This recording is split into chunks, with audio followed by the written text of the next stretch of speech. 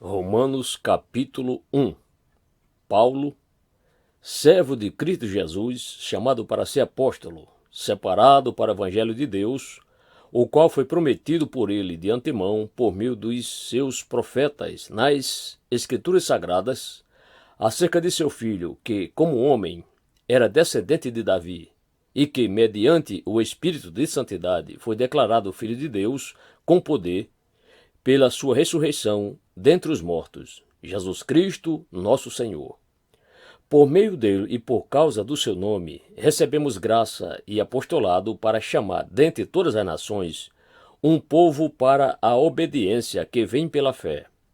E vocês também estão entre os chamados para pertencerem a Jesus Cristo. A todos os que em Roma são amados de Deus e chamados para serem santos, a vocês, graça e paz da parte de Deus, nosso Pai, e do Senhor Jesus Cristo. Paulo anseia visitar a igreja em Roma. Antes de tudo, sou grato a meu Deus, mediante Jesus Cristo, por todos vocês, porque em todo o mundo está sendo anunciada a fé que vocês têm. Deus, a quem sirvo de todo o coração, pregando o evangelho de seu Filho, é minha testemunha de como sempre me lembro de vocês em minhas orações. E peço que agora, finalmente, pela vontade de Deus, seja-me aberto o caminho para que eu possa visitá-los. Anseio vê-los a fim de compartilhar com vocês algum dom espiritual para fortalecê-los, isto é, para que eu e vocês sejamos mutuamente encorajados pela fé. Quero que vocês saibam, irmãos, que muitas vezes planejei visitá-los, mas fui impedido até agora. Meu propósito é colher algum fruto entre vocês, assim como tenho colhido entre os demais gentios. Sou devedor tanto a gregos como a bárbaros, tanto a sábios como a ignorantes. Por isso estou disposto a pregar o evangelho também a vocês que estão em Roma.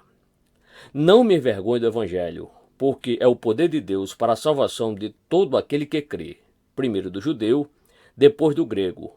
Porque no evangelho é revelada a justiça de Deus, uma justiça que do princípio ao fim é pela fé, como está escrito, o justo viverá pela fé. A ira de Deus contra a humanidade. Portanto, a ira de Deus é revelada dos céus contra toda a impiedade e injustiça dos homens, que suprimem a verdade pela injustiça. Pois o que de Deus se pode conhecer é manifesto entre eles, porque Deus lhes manifestou.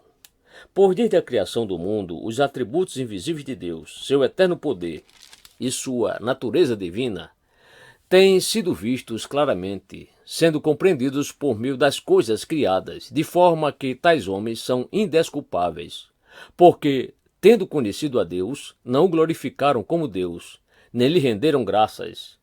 Mas os seus pensamentos tornaram-se fúteis e o coração insensato deles obscureceu-se. Dizendo-se sábios, tornaram-se loucos e trocaram a glória do Deus imortal por imagens feitas segundo a semelhança do homem mortal, bem como de pássaros, quadrúpedes e répteis. Por isso Deus os entregou à impureza sexual, segundo os desejos pecaminosos do seu coração, para a degradação do seu corpo entre si. Trocaram a verdade de Deus pela mentira, e adoraram e serviram a coisas e seres criados em lugar do Criador, que é bendito para sempre. Amém. Por causa disso, Deus os entregou a paixões vergonhosas. Até suas mulheres trocaram suas relações sexuais naturais por outras contrárias à natureza. Da mesma forma, os homens também abandonaram as relações naturais com as mulheres e se inflamaram de paixão uns pelos outros. Começaram a cometer atos indecentes homens com homens e receberam em si mesmos o castigo merecido pela sua perversão.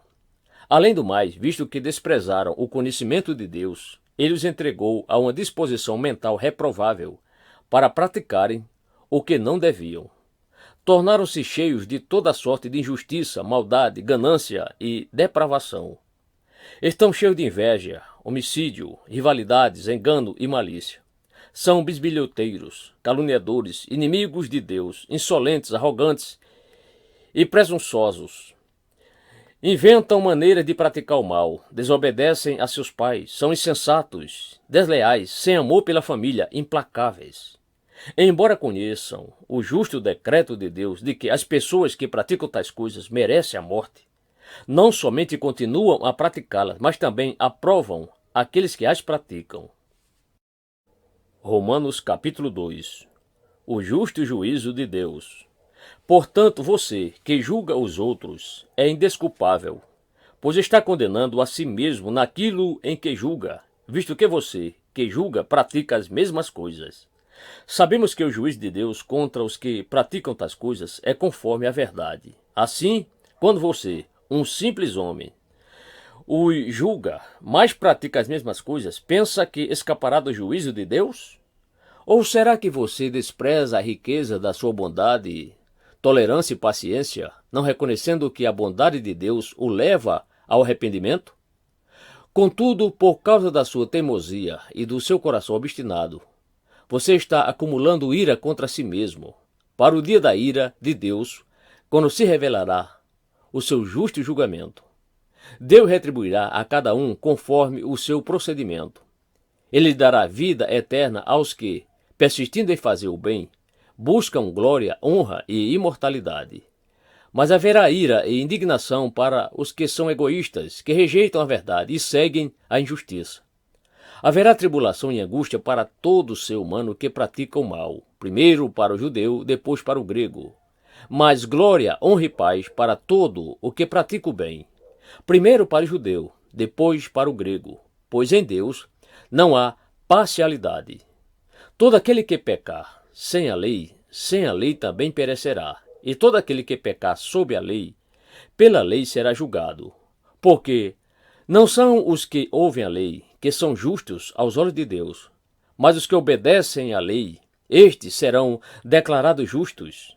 De fato, quando os gentios que não têm a lei praticam naturalmente o que ela ordena, tornam-se lei para si mesmos, embora não possuam a lei, pois mostram que as exigências da lei estão gravadas em seu coração. Disso dão testemunho também a sua consciência e os pensamentos deles, ora acusando-os, ora defendendo-os. Isso tudo se verá no dia em que Deus julgar os segredos dos homens, mediante Jesus Cristo, conforme o declara o meu Evangelho. Os judeus e a lei. Ora, você leva o nome de judeu, apoia-se na lei e orgulha-se de Deus. Você conhece a vontade de Deus e aprova o que é superior, porque é instruído pela lei. Você está convencido de que é guia de cegos, luz para os que estão em trevas, instrutor de insensatos, mestre de crianças, porque tem a lei e a expressão do conhecimento e da verdade. E então, você que ensina os outros, não ensina a si mesmo? Você que prega contra o furto, furta? Você que diz que não se deve adulterar, adultera? Você que detesta ídolos, rouba-lhes os templos? Você que se orgulha da lei, desonra a Deus, desobedecendo a lei? Pois, como está escrito, o nome de Deus é blasfemado entre os gentios por causa de vocês. A circuncisão tem valor se você obedece à lei, mas se você desobedece à lei, a sua circuncisão já se tornou incircuncisão. Se aqueles que não são circuncidados obedecem aos preceitos da lei, não serão eles considerados circuncidados? Aquele que não é circuncidado fisicamente, mas obedece à lei, condenará você que, tendo a lei escrita e a circuncisão, é transgressor da lei. Não é judeu quem o é apenas exteriormente, nem a circuncisão, que é meramente exterior e física. Não! Judeu é quem o é interiormente. E circuncisão é operada no coração pelo Espírito e não pela lei escrita. Para estes, o louvor não provém dos homens, mas de Deus. Romanos capítulo 3. Que vantagem há, então, em ser judeu, ou que utilidade há na circuncisão? Muita! Em todos os sentidos, principalmente porque aos judeus foram confiadas as palavras de Deus. Que importa se alguns deles foram infiéis? A sua infidelidade anulará a fidelidade de Deus? De maneira nenhuma. Seja Deus verdadeiro e todo homem mentiroso, como está escrito, para que seja justificado nas tuas palavras e prevaleças. Mas se a nossa injustiça ressalta de maneira ainda mais clara a justiça de Deus, que diremos? Que Deus é injusto por aplicar a sua ira? Estou usando o argumento humano. Claro que não. Se fosse assim, como Deus iria julgar o mundo? Alguém pode alegar ainda: se a minha mentira ressalta a veracidade de Deus, aumentando assim a sua glória, porque sou condenado como pecador? Por que não dizer como alguns caluniosamente afirmam que dizemos: façamos o mal para que nos venha o bem? A condenação dos tais é merecida. Ninguém é justo. Que concluiremos então? Estamos em posição de vantagem? Não. Já demonstramos que tanto judeus quanto gentios estão debaixo do pecado. Como está escrito: não há nenhum justo, nenhum sequer. Não há ninguém que entenda, ninguém que busque a Deus. Todos se desviaram, tornaram-se juntamente inúteis. Não há ninguém que faça o bem. Não há nenhum sequer. Suas gargantas são um túmulo aberto. Com suas línguas enganam. Veneno de serpentes está em seus lábios. Suas bocas estão cheias de maldição e amargura. Seus pés são ágeis para derramar sangue. Ruína e desgraça marcam os seus caminhos e não conhecem o caminho da paz. Aos seus olhos é inútil temer a Deus. Sabemos que tudo o que a lei diz, o diz àqueles que estão debaixo dela, para que toda boca se cale e todo mundo esteja sob o juízo de Deus. Portanto, ninguém será declarado justo diante dele, baseando-se na obediência à lei, pois é mediante a lei que nos tornamos plenamente conscientes do pecado. A justiça por meio da fé. Mas agora se manifestou uma justiça que provém de Deus, independente da lei, da qual testemunham a lei e os profetas. Justiça de Deus mediante a fé em Jesus Cristo, para todos os que creem. Não há distinção, pois todos pecaram e estão destituídos da glória de Deus, sendo justificados gratuitamente por sua graça, por meio da redenção que há em Cristo Jesus. Deus o ofereceu como sacrifício para a propiciação, mediante a fé, pelo seu sangue, demonstrando a sua justiça. Em sua tolerância, havia deixado impunes os pecados anteriormente cometidos, mas, no presente, demonstrou a sua justiça, a fim de ser justo e justificador daquele que tem fé em Jesus. Onde está, então, o motivo da vanglória? É excluído. Baseado em que princípio? No da obediência à lei? Não, mas no princípio da fé. Pois sustentamos que o homem é justificado pela fé, independente da obediência à lei. Deus é Deus apenas dos judeus? Ele não é também o Deus dos gentios? Sim, dos gentios também. Visto que existe um só Deus, que pela fé justificará os circuncisos e os incircuncisos. Anulamos então a lei pela fé? De maneira nenhuma, ao contrário, confirmamos a lei. Romanos capítulo 4. Abraão foi justificado pela fé. Portanto, que diremos do nosso antepassado Abraão? Se de fato Abraão foi justificado pelas obras, ele tem do que se gloriar, mas não diante de Deus. Que diz a Escritura? Abraão creu em Deus e isso lhe foi acreditado como justiça. Ora, o salário do homem que trabalha não é considerado como favor, mas como dívida. Todavia, aquele que não trabalha, mas confia em Deus, que justifica o ímpio, sua fé lhe é acreditada como justiça.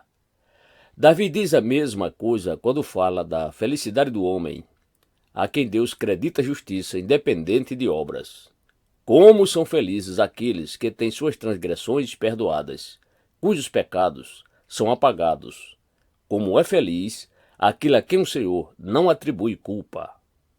Destina-se esta felicidade apenas aos circuncisos ou também aos incircuncisos? Já dissemos que, no caso de Abraão, a fé lhe foi creditada como justiça. Sob quais circunstâncias?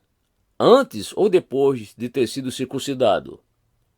Não foi depois, mas antes. Assim ele recebeu a circuncisão como sinal, como selo da justiça que ele tinha pela fé, quando ainda não fora circuncidado. Portanto, Ele é o pai de todos os que creem, sem terem sido circuncidados, a fim de que a justiça fosse creditada também a eles. E é igualmente o pai dos circuncisos, que não somente são circuncisos, mas também andam nos passos da fé que teve nosso pai Abraão antes de passar pela circuncisão. Não foi mediante a lei que Abraão e a sua descendência receberam a promessa de que ele seria herdeiro do mundo, mas mediante a justiça que vem da fé. Pois, se os que vivem pela lei são herdeiros, a fé não tem valor, e a promessa é inútil, porque a lei produz a ira. E onde não há lei, não há transgressão. Portanto, a promessa vem pela fé, para que seja de acordo com a graça e seja assim garantida a toda a descendência de Abraão, não apenas aos que estão sob o regime da lei, mas também aos que têm fé que Abraão teve. Ele é o pai de todos. Como está escrito, eu constituí pai de muitas nações. Ele é nosso pai aos olhos de Deus, em quem creu, o Deus que dá vida aos mortos e chama à existência coisas que não existem, como se existissem. Abraão, contra toda esperança, em esperança creu, tornando-se assim pai de muitas nações. Como foi dito a seu respeito, assim será a sua descendência. Sem se enfraquecer na fé, reconheceu que o seu corpo já estava sem vitalidade, pois já contava cerca de 100 anos de idade, e que também o ventre de Sara já estava sem vigor. Mesmo assim, não duvidou, nem foi incrédulo em relação à promessa de Deus, mas foi fortalecido em sua fé e deu glória a Deus, estando plenamente convencido de que ele era poderoso para cumprir o que havia prometido. Em consequência, isso lhe foi creditado como justiça. As palavras lhe foi creditado não foram escritas apenas para ele, mas também para nós, a quem Deus creditará justiça, a nós que cremos naquele que ressuscitou dos mortos, a Jesus, nosso Senhor. Ele foi entregue à morte por nossos pecados e ressuscitado para nossa justificação. Romanos capítulo 5. Paz e alegria. Tendo sido, pois, justificado pela fé, temos paz com Deus por nosso Senhor Jesus Cristo, por meio de quem obtivemos acesso pela fé a esta graça, na qual agora estamos firmes, e nos gloriamos na esperança da glória de Deus. Não só isso, mas também nos gloriamos nas tribulações, porque sabemos que a tribulação produz perseverança. A perseverança, um caráter aprovado, e o caráter aprovado, esperança. E a esperança não nos decepciona, porque Deus derramou o seu amor em nossos corações, por meio do Espírito Santo, que Ele nos concedeu. De fato, no devido tempo, quando ainda éramos fracos, Cristo morreu pelos ímpios. Dificilmente haverá alguém que morra por um justo, embora pelo homem bom, talvez alguém tenha coragem de morrer. Mas Deus demonstra o seu amor por nós. Cristo morreu em nosso favor quando ainda éramos pecadores. Como agora fomos justificados por seu sangue, muito mais ainda, por meio dele, seremos salvos da ira de Deus. Se quando éramos inimigos de Deus, fomos reconciliados com ele mediante a morte de seu Filho, quanto mais agora, tendo sido reconciliados, seremos salvos por sua vida. Não apenas isso, mas também nos gloriamos em Deus por meio de nosso Senhor Jesus Cristo, mediante quem recebemos agora a reconciliação. Morte em Adão, vida em Cristo. Portanto, da mesma forma como o pecado entrou no mundo por um homem, e pelo pecado a morte, assim também a morte veio a todos os homens, porque todos pecaram. Pois antes de ser dada a lei, o pecado já estava no mundo, mas o pecado não é levado em conta quando não existe lei. Todavia, a morte reinou desde o tempo de Adão até o de Moisés, mesmo sobre aqueles que não cometeram pecado semelhante à transgressão de Adão, o qual era um tipo daquele que haveria de vir. Entretanto, não há comparação entre a dádiva e a transgressão, pois se muitos morreram por causa da transgressão de um só, muito mais a graça de Deus, isto é, a dádiva pela graça de um só homem, Jesus Cristo, transbordou para muitos. Não se pode comparar a dádiva de Deus com a consequência do pecado de um só homem. Por um pecado veio o julgamento que trouxe condenação, mas a dádiva decorreu de muitas transgressões e trouxe justificação. Se pela transgressão de um só a morte reinou por meio dele, muito mais aqueles que recebem de Deus a imensa provisão da graça e a dádiva da justiça reinarão em vida por meio de um único homem, Jesus Cristo. Consequentemente, assim como uma só transgressão resultou na condenação de todos os homens, assim também um só ato de justiça resultou na justificação que traz vida a todos os homens. Logo, assim como por meio da desobediência de um só homem muitos foram feitos pecadores, assim também por meio da obediência de um único homem muitos serão feitos justos. A lei foi introduzida para que a transgressão fosse ressaltada. Mas onde aumentou o pecado, transbordou a graça, a fim de que, assim como o pecado reinou na morte, também a graça reine pela justiça para conceder vida eterna, mediante Jesus Cristo, nosso Senhor. Romanos capítulo 6. Mortos para o pecado, vivos em Cristo. Que diremos então? Continuaremos pecando para que a graça aumente? De maneira nenhuma. Nós, os que morremos para o pecado, como podemos continuar vivendo nele? Ou você não sabe que todos nós que fomos batizados em Cristo Jesus, fomos batizados em sua morte? Portanto, fomos sepultados com ele na morte por meio do batismo, a fim de que, assim como Cristo foi ressuscitado dos mortos, mediante a glória do Pai, também nós vivamos uma vida nova. Se dessa forma fomos unidos a ele na semelhança da sua morte, certamente o seremos também na semelhança da sua ressurreição. Pois sabemos que o nosso velho homem foi crucificado com ele, para que o corpo do pecado seja destruído, e não mais sejamos escravos do pecado, pois quem morreu foi justificado do pecado.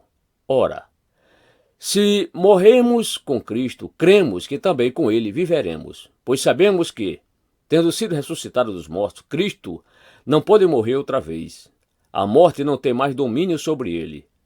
Porque morrendo, ele morreu para o pecado uma vez por todas, mas vivendo, vive para Deus. Da mesma forma, considerem-se mortos para o pecado, mas vivos para Deus em Cristo Jesus. Portanto, não permitam que o pecado continue dominando os seus corpos mortais, fazendo que vocês obedeçam aos seus desejos. Não ofereçam os membros do corpo de vocês ao pecado, como instrumentos de injustiça. Antes, ofereçam-se a Deus como quem voltou da morte para a vida. E ofereçam os membros do corpo de vocês a Ele, como instrumentos de justiça. Pois o pecado não os dominará, porque vocês não estão debaixo da lei, mas debaixo da graça. Escravos da justiça.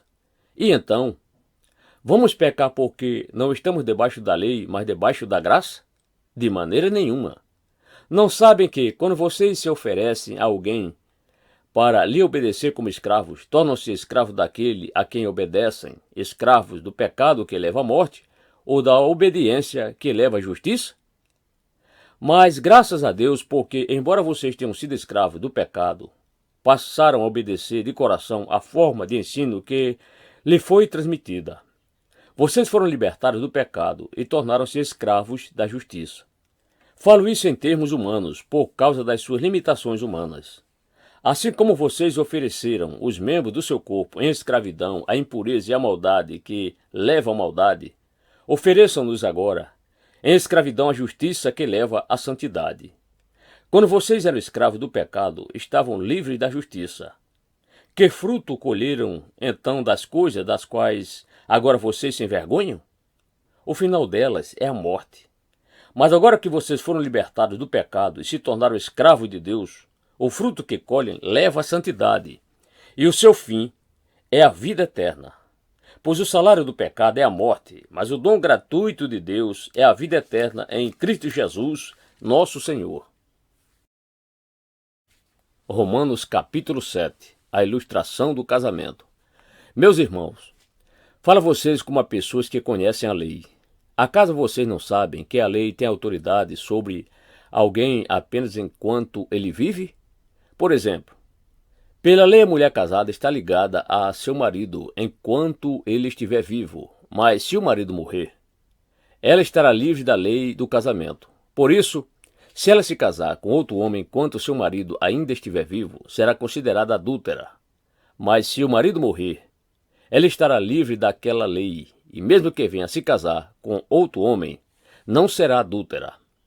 Assim, meus irmãos, vocês também morreram para a lei, por meio do corpo de Cristo, para pertencerem a outro, aquele que ressuscitou dos mortos, a fim de que venhamos a dar fruto para Deus. Pois quando éramos controlados pela carne, as paixões pecaminosas despertadas pela lei atuavam em nosso corpo, de forma que dávamos fruto para a morte.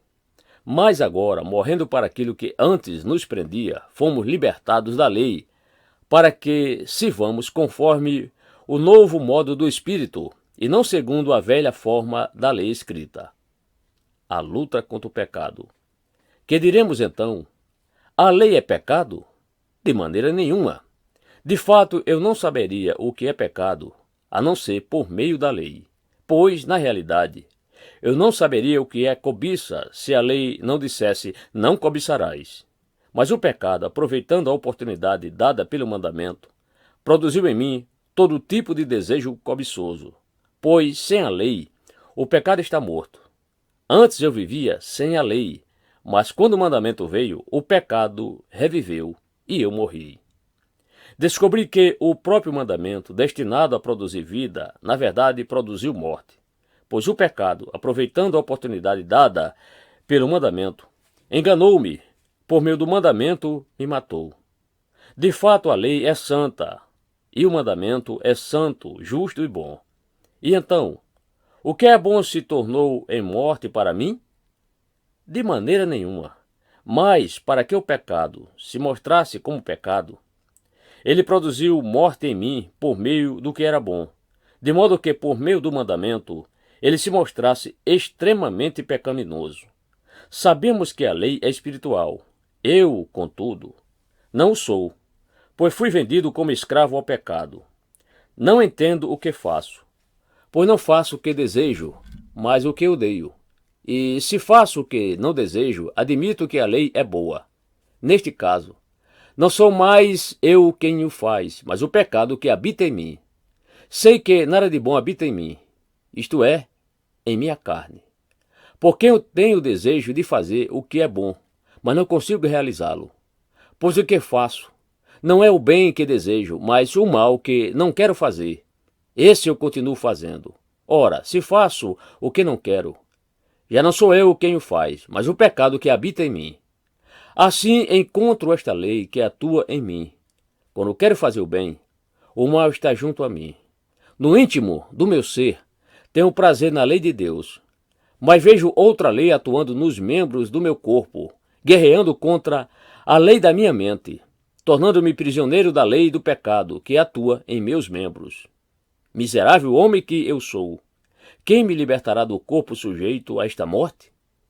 Graças a Deus por Jesus Cristo, nosso Senhor.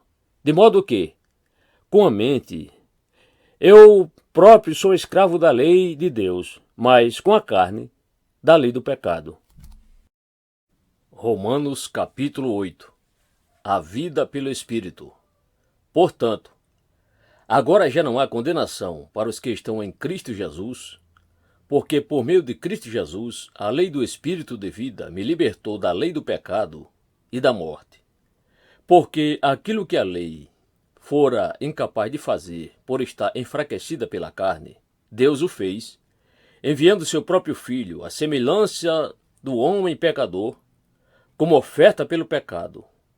E assim condenou o pecado na carne, a fim de que as justas exigências da lei fossem plenamente satisfeitas em nós, que não vivemos segundo a carne, mas segundo o Espírito. Quem vive segundo a carne tem a mente voltada para o que a carne deseja, mas quem vive de acordo com o Espírito tem a mente voltada para o que o Espírito deseja. A mentalidade da carne é morte, mas a mentalidade do Espírito é vida e paz. A mentalidade da carne é inimiga de Deus porque não se submete à lei de Deus, nem pode fazê-lo. Quem é dominado pela carne não pode agradar a Deus. Entretanto, vocês não estão sob o domínio da carne, mas do Espírito, se de fato o Espírito de Deus habita em vocês. E se alguém não tem o Espírito de Cristo, não pertence a Cristo. Mas se Cristo está em vocês, o corpo está morto por causa do pecado, mas o Espírito está vivo por causa da justiça. E se o Espírito daquele que ressuscitou Jesus dentre os mortos habita em vocês, aquele que ressuscitou a Cristo dentre os mortos também dará vida a seus corpos mortais por meio do seu Espírito que habita em vocês. Portanto, irmãos, estamos em dívida, não para com a carne, para vivermos sujeitos a ela. Pois se vocês viverem de acordo com a carne, morrerão. Mas se pelo Espírito fizerem morrer os atos do corpo, viverão. Porque todos que são guiados pelo Espírito de Deus são filhos de Deus. Pois vocês não receberam um Espírito que os escravize para novamente temerem, mas receberam o Espírito que os adota como filhos, por meio do qual clamamos, Abba, Pai. O próprio Espírito testemunha ao nosso Espírito que somos filhos de Deus. Se somos filhos, então somos herdeiros, herdeiros de Deus e co-herdeiros com Cristo, se de fato participarmos dos seus sofrimentos, para que também participemos da sua glória. A glória futura. Considero que os nossos sofrimentos atuais não podem ser comparados com a glória que em nós será revelada.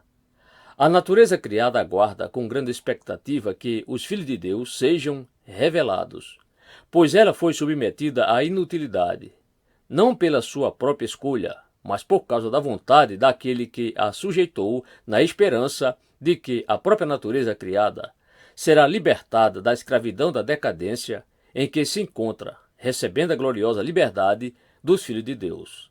Sabemos que toda a natureza criada geme até agora, como em dores de parto. E não só isso, mas nós mesmos que temos os primeiros frutos do Espírito, gememos interiormente, esperando ansiosamente nossa adoção como filhos, a redenção do nosso corpo. Pois nessa esperança fomos salvos. Mas esperança que se vê não é esperança. Quem espera por aquilo que está vendo? Mas se esperamos o que ainda não vemos, aguardamo-lo pacientemente. Da mesma forma, o Espírito nos ajuda em nossa fraqueza, pois não sabemos como orar, mas o próprio Espírito intercede por nós com gemidos inexprimíveis. E aquele que sonda os corações conhece a intenção do Espírito, porque o Espírito intercede pelos santos de acordo com a vontade de Deus. Mais que vencedores. Sabemos que Deus age em todas as coisas para o bem daqueles que o amam, dos que foram chamados de acordo com o seu propósito. Pois aquele que de antemão conheceu também os predestinou para serem conformes à imagem de seu Filho, a fim de que ele seja o primogênito entre muitos irmãos. E aos que predestinou, também chamou. Aos que chamou, também justificou. Aos que justificou, também glorificou. Que diremos, pois, diante dessas coisas?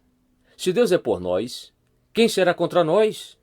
Aquele que não poupou o seu próprio Filho, mas o entregou por todos nós, como não nos dará juntamente com ele, e de graça, todas as coisas? Quem fará alguma acusação contra os escolhidos de Deus?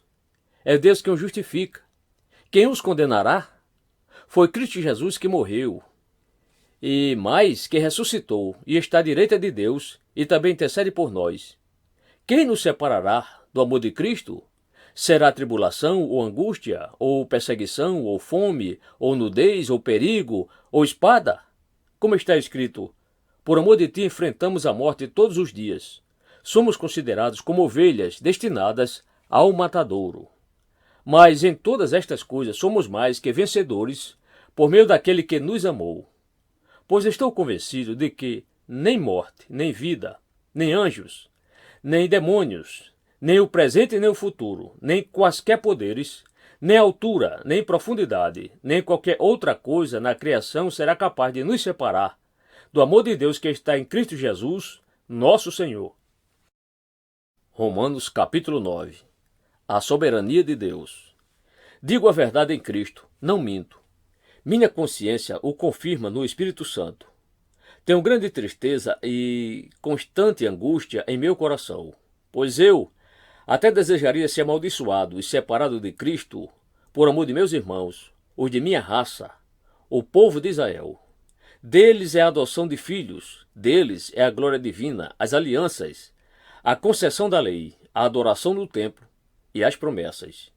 Deles são os patriarcas, e a partir deles se traça a linhagem humana de Cristo, que é Deus, acima de todos, bendito para sempre. Amém. Não pensemos que a palavra de Deus falhou, pois nem todos os descendentes de Israel são Israel. Nem por serem descendentes de Abraão, passaram todos a ser filhos de Abraão. Ao contrário, por meio de Isaque, a sua descendência será considerada. Noutras palavras, não são os filhos naturais que são filhos de Deus, mas os filhos da promessa é que são considerados descendência de Abraão. Pois foi assim que a promessa foi feita. No tempo devido virei novamente, e Sara terá um filho. E esse não foi o único caso. Também os filhos de Rebeca tiveram um mesmo pai, nosso pai Isaque. Todavia, antes que os gêmeos nascessem ou fizessem qualquer coisa boa ou má, a fim de que o propósito de Deus conforme a eleição permanecesse, não por obras, mas por aquele que chama, foi dito a ela, o mais velho servirá ao mais novo. Como está escrito, amei Jacó, mas rejeitei Esaú. E então, que diremos? Acaso Deus é injusto?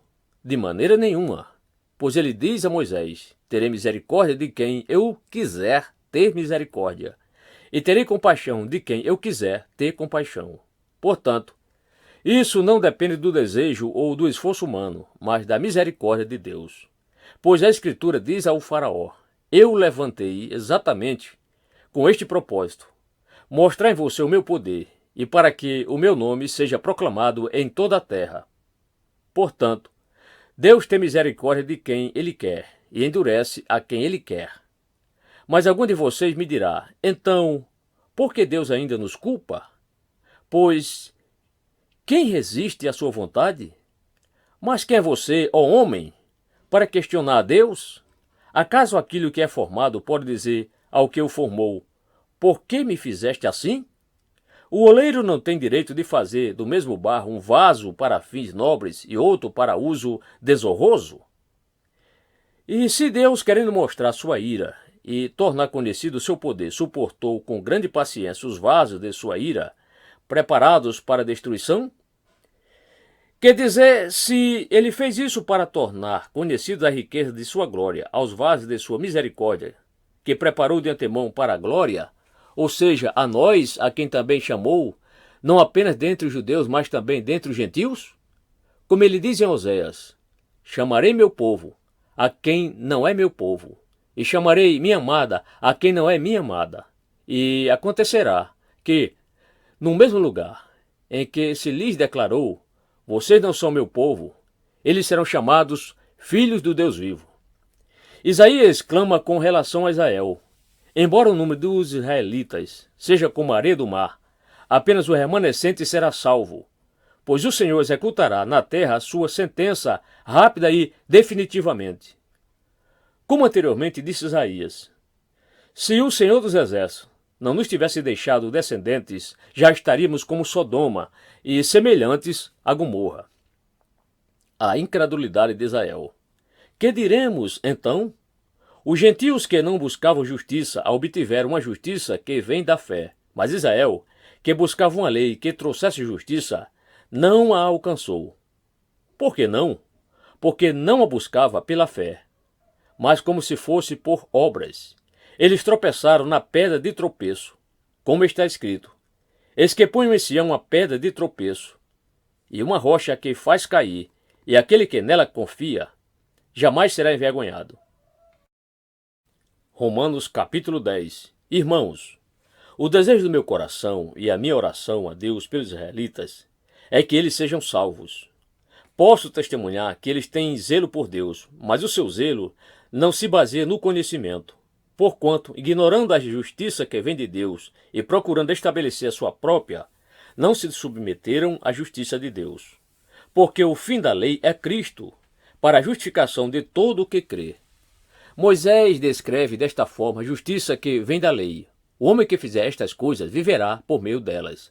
Mas a justiça que vem da fé diz: não diga em seu coração: quem subirá aos céus? Isto é, para fazer Cristo descer? Ou quem descerá ao abismo? Isto é, para fazer Cristo subir dentre os mortos. Mas o que ela diz? A palavra está perto de você, está em sua boca e em seu coração, isto é, a palavra da fé que estamos proclamando. Se você confessar com a sua boca que Jesus é Senhor e crer em seu coração que Deus o ressuscitou dentre os mortos, será salvo. Pois com o coração se crê para a justiça e com a boca se confessa para a salvação. Como diz a Escritura, todo que nele confia jamais será envergonhado. Não há diferença entre judeus e gentios, pois o mesmo Senhor é Senhor de todos e abençoa ricamente todos os que o invocam, porque todo aquele que invocar o nome do Senhor será salvo. Como, pois, invocarão aquele em que não creram? E como crerão naquele de quem não ouviram falar? E como ouvirão, se não houver quem pregue? E como pregarão se não forem enviados? Como está escrito: como são belos os pés dos que anunciam boas novas. No entanto, nem todos os israelitas aceitam as boas novas, pois Isaías diz: Senhor, quem creu em nossa mensagem? Consequentemente, a fé vem por se ouvir a mensagem, e a mensagem é ouvida mediante a palavra de Cristo. Mas eu pergunto, eles não a ouviram? Claro que sim. A sua voz ressoou por toda a terra, e as suas palavras até os confins do mundo. Novamente pergunto, será que Israel não entendeu? Em primeiro lugar, Moisés disse: farei que tenham ciúmes de quem não é meu povo. Eu os provocarei a ira por meio de um povo sem entendimento. Isaías diz ousadamente: fui achado por aqueles que não me procuravam. Revelei-me àqueles que não perguntavam por mim. Mas a respeito de Israel, ele diz: o tempo todo estendi as mãos a um povo desobediente e rebelde. Romanos capítulo 11. O remanescente de Israel. Pergunto, pois, acaso Deus rejeitou seu povo? De maneira nenhuma. Eu mesmo sou israelita, descendente de Abraão, da tribo de Benjamim. Deus não rejeitou seu povo, o qual de antemão conheceu. Ou vocês não sabem como Elias clamou a Deus contra Israel, conforme diz a Escritura? Senhor, mataram os teus profetas e derrubaram os teus altares. Sou o único que sobrou, e agora estão procurando matar-me. E qual foi a resposta divina? Reservei para mim 7.000 homens que não dobraram os joelhos diante de Baal. Assim, hoje também há um remanescente escolhido pela graça. E se é pela graça, já não é mais pelas obras. Se fosse, a graça já não seria graça. Que dizer então? Israel não conseguiu aquilo que tanto buscava, mas os eleitos o obtiveram. Os demais foram endurecidos, como está escrito. Deus lhes deu um espírito de atordoamento, olhos para não ver e ouvidos para não ouvir, até o dia de hoje. E Davi diz que a mesa deles se transforme em laço e armadilha, pedra de tropeço e retribuição para eles. Escureçam-se os seus olhos, para que não consigam ver, e suas costas fiquem encurvadas para sempre. Os ramos enxertados. Novamente pergunto, acaso tropeçaram para que ficassem caídos? De maneira nenhuma, ao contrário. Por causa da transgressão deles, veio salvação para os gentios, para provocar ciúme em Israel. Mas se a transgressão deles significa riqueza para o mundo e o seu fracasso, riqueza para os gentios, quanto mais significará a sua plenitude. Estou falando a vocês, gentios, visto que sou apóstolo para os gentios. Exalto o meu ministério, na esperança de que, de alguma forma, possa provocar ciúme em meu próprio povo e salvar alguns deles. Pois se a rejeição deles é a reconciliação do mundo, o que será a sua aceitação, senão vida dentre os mortos? Se é santa a parte da massa que é oferecida como primeiros frutos, toda a massa também o é. Se a raiz é santa, os ramos também o serão. Se alguns ramos foram cortados, e você, sendo oliveira brava, foi enxertado entre os outros e agora participa da seiva, que vem da raiz da oliveira cultivada, não se glorie contra esses ramos. Se o fizer, saiba que não é você quem sustenta a raiz, mas a raiz a você. Então você dirá: os ramos foram cortados para que eu fosse enxertado. Está certo. Eles, porém, foram cortados devido à incredulidade. E você permanece pela fé. Não se orgulhe, mas tema. Pois se Deus não poupou os ramos naturais, também não poupará você. Portanto, considere a bondade e a severidade de Deus. Severidade para com aqueles que caíram, mas bondade para com você, desde que permaneça na bondade dele. De outra forma, você também será cortado. E quanto a eles, se não continuarem na incredulidade, serão enxertados, pois Deus é capaz de enxertá-los outra vez. Afinal de contas, se você foi cortado de uma oliveira brava, por natureza, e de maneira antinatural foi enxertado numa oliveira cultivada, quanto mais serão enxertados os ramos naturais em sua própria oliveira? Todo Israel será salvo. Irmãos, não quero que ignorem este mistério, para que não se tornem presunçosos. Israel experimentou o endurecimento em parte, até que chegue à plenitude dos gentios. E assim todo Israel será salvo, como está escrito: virá de Sião o Redentor, que desviará de Jacó a impiedade. E esta é a minha aliança com eles, quando eu remover os seus pecados. Quanto ao Evangelho, eles são inimigos por causa de vocês, mas quanto à eleição, são amados por causa dos patriarcas, pois os dons e o chamado de Deus são irrevogáveis. Assim como vocês, que antes eram desobedientes a Deus, mas agora receberam misericórdia, graças à desobediência deles, assim também agora eles se tornaram desobedientes, a fim de que também recebam agora misericórdia, graças à misericórdia de Deus para com vocês. Pois Deus colocou todos sob a desobediência, para exercer misericórdia para com todos. Hino de louvor a Deus. Ó profundidade da riqueza, da sabedoria e do conhecimento de Deus!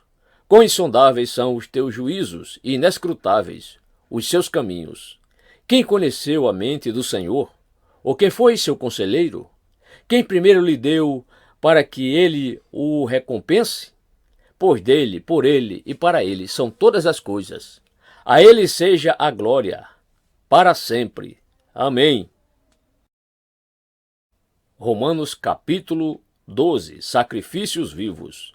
Portanto, irmãos, rogo-lhes, pelas misericórdias de Deus, que se ofereçam em sacrifício vivo, santo e agradável a Deus. Este é o culto racional de vocês.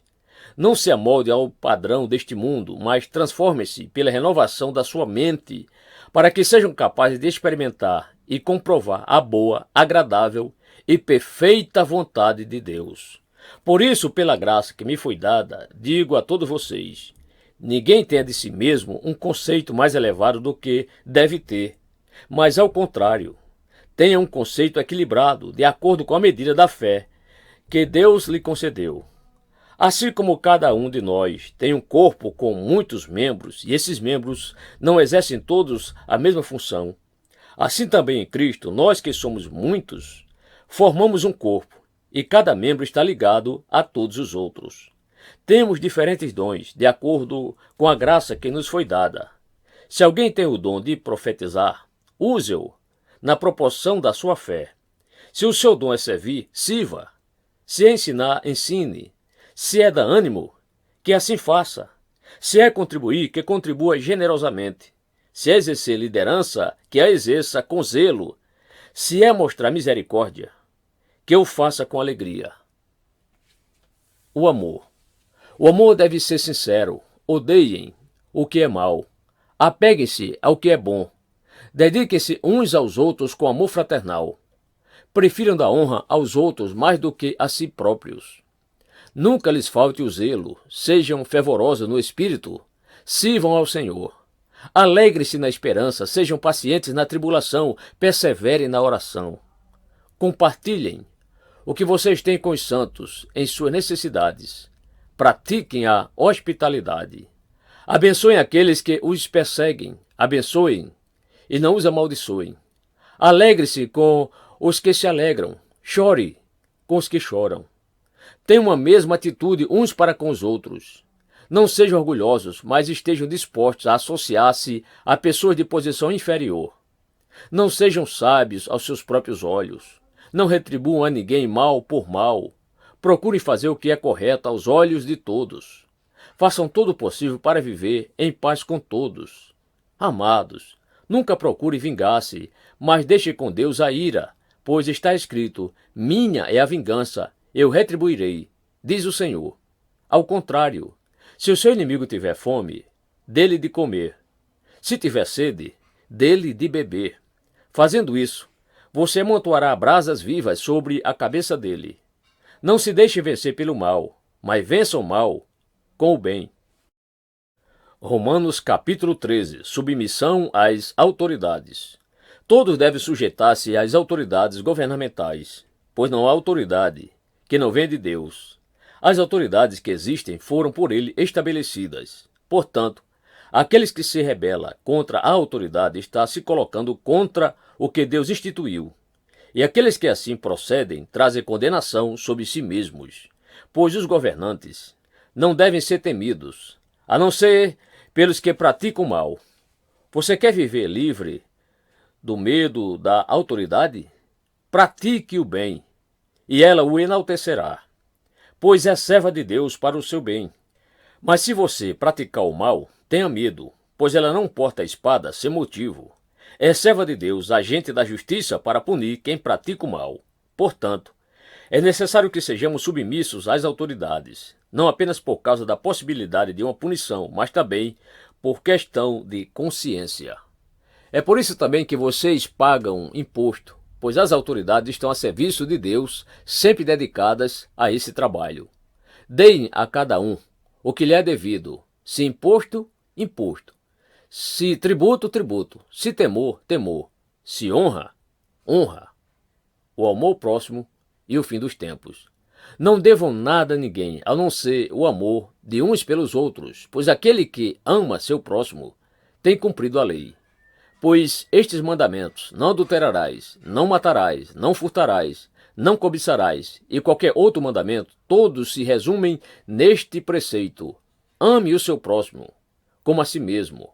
O amor não pratica o mal contra o próximo. Portanto, o amor é o cumprimento da lei. Façam isso, compreendendo o tempo em que vivemos. Chegou a hora de vocês despertarem do sono, porque agora a nossa salvação está mais próxima do que quando cremos. A noite está quase acabando, o dia logo vem. Portanto, deixemos de lado as obras das trevas e revistamo-nos da armadura da luz. Comportemo-nos com decência, como quem age à luz do dia, não em orgias e bebedeiras, não em imoralidade sexual e depravação, não em desavença e inveja. Ao contrário, revistam-se do Senhor Jesus Cristo e não fiquem premeditando como satisfazer os desejos da carne. Romanos capítulo 14. Os fracos e os fortes. Aceitem o que é fraco na fé, sem discutir assuntos controvertidos. Um crê que pode comer de tudo, já outro, cuja fé é fraca, come apenas alimentos vegetais. Aquele que come de tudo não deve desprezar o que não come, e aquele que não come de tudo não deve condenar aquele que come, pois Deus o aceitou. Quem é você para julgar o servo alheio? É para o seu Senhor que ele está em pé ou cai, e ficará em pé, pois o Senhor é capaz de o sustentar. Há quem considere um dia mais sagrado que outro, há quem considere iguais todos os dias.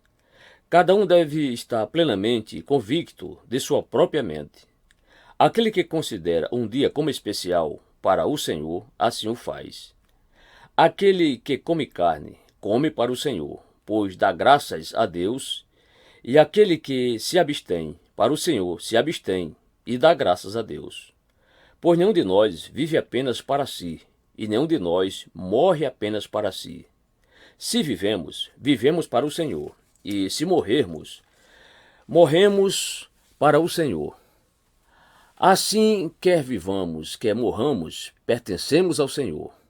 Por esta razão, Cristo morreu e voltou a viver, para ser Senhor de vivos e de mortos. Portanto, você por que julga seu irmão? E por que despreza seu irmão? Pois todos compareceremos diante do tribunal de Deus, porque está escrito: por mim mesmo jurei, diz o Senhor, diante de mim todo joelho se dobrará, e toda língua confessará que sou Deus. Assim, cada um de nós prestará contas de si mesmo a Deus. Portanto, deixemos de julgar uns aos outros. Em vez disso, façamos o propósito de não colocar pedra de tropeço ou obstáculo no caminho do irmão.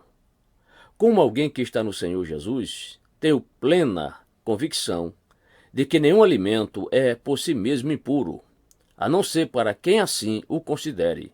Para ele é impuro. Se o seu irmão se entristece devido ao que você come, você já não está agindo por amor. Por causa da sua comida, não destrua seu irmão, por quem Cristo morreu. Aquilo que é bom para vocês não se torne objeto de maledicência, pois o reino de Deus não é comida nem bebida, mas justiça, paz e alegria no Espírito Santo. Aquele que assim serve a Cristo é agradável a Deus e aprovado pelos homens. Por isso, esforcemo-nos em promover tudo quanto conduz à paz e à edificação mútua. Não destrua a obra de Deus por causa da comida. Todo alimento é puro, mas é errado comer qualquer coisa que faça os outros tropeçarem. É melhor não comer carne, nem beber vinho, nem fazer qualquer outra coisa que leve seu irmão a cair. Assim, seja qual for o seu modo de crer a respeito destas coisas, que isso permaneça entre você e Deus. Feliz é o homem que não se condena naquilo que aprova, mas aquele que tem dúvida é condenado se comer, porque não come com fé, e tudo o que não provém da fé é pecado. Romanos capítulo 15. Nós, que somos fortes, devemos suportar as fraquezas dos fracos, e não agradar a nós mesmos. Cada um de nós deve agradar o seu próximo para o bem dele, a fim de edificá-lo. Pois também Cristo não agradou a si próprio, mas, como está escrito, os insultos daqueles que te insultaram caíram sobre mim. Pois tudo o que foi escrito no passado foi escrito para nos ensinar, de forma que, por meio da perseverança e do bom ânimo procedentes das Escrituras, mantenhamos a nossa esperança. O Deus que concede perseverança e ânimo, dê-lhes um espírito de unidade, segundo Cristo Jesus, para que com um só coração e uma só voz vocês glorifiquem ao Deus e Pai de nosso Senhor Jesus Cristo. Portanto, aceitem-se uns aos outros da mesma forma que Cristo os aceitou, a fim de que vocês glorifiquem a Deus. Pois eu lhes digo que Cristo se tornou servo dos que são da circuncisão por amor à verdade de Deus, para confirmar as promessas feitas aos patriarcas, a fim de que os gentios glorifiquem a Deus por sua misericórdia, como está escrito: por isso eu te louvarei entre os gentios, cantarei louvores ao teu nome. E também diz: cantem de alegria, ó gentios, como o povo dele. E mais, louvem o Senhor. Todos vocês, gentios, cantem louvores a ele, todos os povos. Isaías também diz: brotará a raiz de Jessé, aquele que se levantará para reinar sobre os gentios. Estes colocarão nele a sua esperança. Que o Deus da esperança os encha de toda alegria e paz, por sua confiança nele, para que vocês transbordem de esperança pelo poder do Espírito Santo. Paulo, ministro dos gentios. Meus irmãos, eu mesmo estou convencido de que vocês estão cheios de bondade e plenamente instruídos, sendo capazes de aconselhar-se uns aos outros. A respeito de alguns assuntos, eu lhes escrevi com toda a franqueza, principalmente para fazer-os lembrar-se novamente deles, por causa da graça que Deus me deu, de ser um ministro de Cristo Jesus para os gentios, com o dever sacerdotal de proclamar o Evangelho de Deus, para que os gentios se tornem uma oferta aceitável a Deus, santificados pelo Espírito Santo. Portanto, eu me glorio em Cristo Jesus, em meu serviço a Deus. Não me atrevo a falar de nada, exceto daquilo que Cristo realizou por meu intermédio em palavra e em ação, a fim de levar os gentios a obedecerem a Deus, pelo poder de sinais e maravilhas e por meio do poder do Espírito de Deus. Assim, desde Jerusalém e arredores até o Ilírico, proclamei plenamente o Evangelho de Cristo. Sempre fiz questão de pregar o Evangelho onde Cristo ainda não era conhecido, de forma que não estivesse edificando sobre alicerce de outro. Mas antes, como está escrito, hão de vê-lo aqueles que não tinham ouvido falar dele, e o entenderão aqueles que não o haviam escutado. É por isso que muitas vezes fui impedido de chegar até vocês. Paulo planeja visitar a igreja em Roma. Mas agora, não havendo nestas regiões nenhum lugar em que precise trabalhar, e visto que há muitos anos anseio vê-los, planejo fazê-lo quando for à Espanha. Espero visitá-los de passagem e dar-lhes a oportunidade de me ajudarem em minha viagem para lá, depois de ter desfrutado um pouco da companhia de vocês. Agora, porém, estou de partida para Jerusalém, a serviço dos santos, pois a Macedônia e a Acaia tiveram a alegria de contribuir para os pobres dentre os santos de Jerusalém. Tiveram prazer nisso e, de fato, são devedores aos santos de Jerusalém. Pois se os gentios participaram das bênçãos espirituais dos judeus, devem também servir aos judeus com seus bens materiais. Assim, depois de completar essa tarefa e de ter a certeza de que eles receberam esse fruto, irei à Espanha e visitarei vocês de passagem. Sei que, quando for visitá-los, irei na plenitude da bênção de Cristo. Recomendo-lhes, irmãos, por nosso Senhor Jesus Cristo e pelo amor do Espírito, que se unam a mim em minha luta, orando a Deus em meu favor. Orem para que eu esteja livre dos descrentes da Judéia e que o meu serviço em Jerusalém seja aceitável aos santos, de forma que, pela vontade de Deus, eu os visite com alegria e, juntamente com vocês, desfrute de um período de refrigério. O Deus de paz seja com todos vocês. Amém. Romanos capítulo 16. Saudações pessoais. Recomendo-lhes nossa irmã Febe, serva da igreja em Cencreia. Peço que a recebam no Senhor, de maneira digna dos santos, e lhes prestem a ajuda de que venha a necessitar, pois tem sido de grande auxílio para muita gente, inclusive para mim. Saúdem Priscila e Áquila, meus colaboradores em Cristo Jesus. Arriscaram a vida por mim, sou grato a eles. Não apenas eu, mas todas as igrejas dos gentios. Saúdem também a igreja que se reúne na casa deles. Saúdem meu irmão Epêneto, que foi o primeiro convertido a Cristo na província da Ásia. Saúdem Maria, que trabalhou arduamente por vocês. Saúdem Andrônico e Júnias, meus parentes que estiveram na prisão comigo. São notáveis entre os apóstolos e estavam em Cristo antes de mim. Saúdem Ampliato, meu amado irmão no Senhor.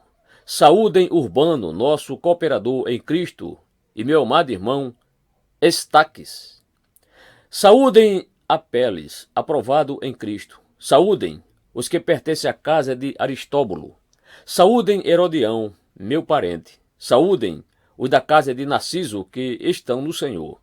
Saúdem Trifena e Trifosa, mulheres que trabalharam arduamente no Senhor.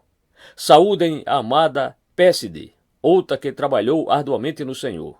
Saúdem Rufo, eleito no Senhor, e sua mãe, que tem sido mãe também para mim.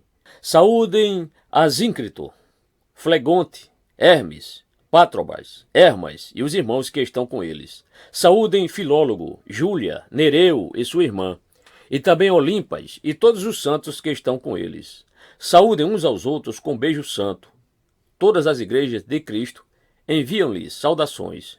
Recomendo-lhes, irmãos, que tomem cuidado com aqueles que causam divisões e colocam obstáculos ao ensino que vocês têm recebido. Afastem-se deles, pois essas pessoas não estão servindo a Cristo, nosso Senhor, mas a seus próprios apetites. Mediante palavras suaves e bajulação, enganam o coração dos ingênuos. Todos têm ouvido falar da obediência de vocês.